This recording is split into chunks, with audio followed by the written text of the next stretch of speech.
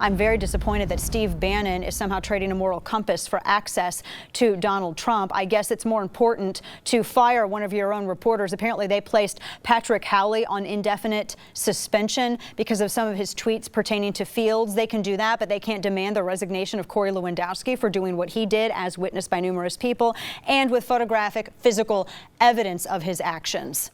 We have a lot of people in conservative media. We have a lot of talk radio people. We have a lot of television pundits. We have a lot of columnists. We have a lot of activists that for so long have been too afraid to speak the truth that needs to be spoken. And this is why we're in the situation that we are. And it's incredibly unfortunate. In fact, I have been working on getting together some female people in the media to sign on to a statement condemning Corey Lewandowski's actions and demanding his resignation. And so far, two of the women with which I have spoken, and there are a number of individuals, a number of women who've already signed on, but two of the women that I've spoken to said, whose names they do not want shared, have said that they're not really inclined to do so because they've seen how the Trump campaign reacts and they don't really want to be caught up in the retribution.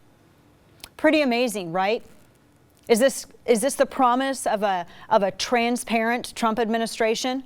You know, he did say that you need to start cracking down on media, but I didn't think that he meant it literally. And before you sit here and say that I'm being too harsh or that I am somehow being unfair by hitching the responsibility of Lewandowski's actions to Trump himself, please take note that Trump has told people, well, you know, you see a protester, you punch them in the face, or I should have punched him, or we need to start cracking down on this and that. We need to open up libel laws.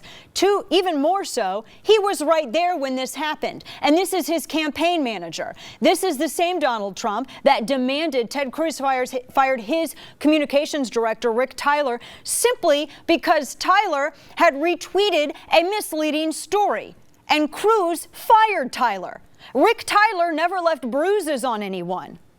Rick Tyler then didn't go off on a Twitter tirade personally smearing that particular individual. He didn't do that. But that's what Corey Lewandowski has been doing all day long. He's having a Twitter meltdown. And in the meantime, Donald Trump has never not tweeted so much before in his life. I wonder why. You have a protester punched in the face at a rally, and then your campaign manager, in full view of other people in the media who are simply trying to get out the door so they can file their stories, witness with their own eyes, and there is photographic evidence of physical evidence, tries to literally physically take down a reporter to the floor.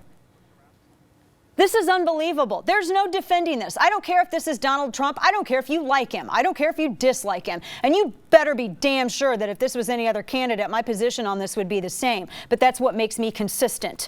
Will you join me in that consistency?